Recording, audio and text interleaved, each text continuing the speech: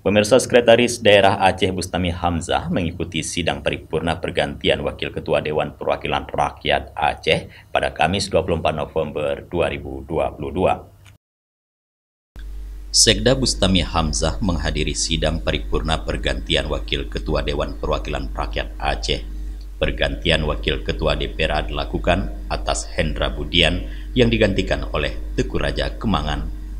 Dalam surat keputusan pengangkatan Teguh Raja Kemangan yang dibacakan Sekretaris DPR Aceh Suhaimi, memberhentikan dengan hormat Hendra Budian SH sebagai Wakil Ketua Dewan Perwakilan Rakyat Aceh sisa masa jabatan tahun 2019-2024 dari fraksi Partai Golongan Karya, serta mengangkat Dr.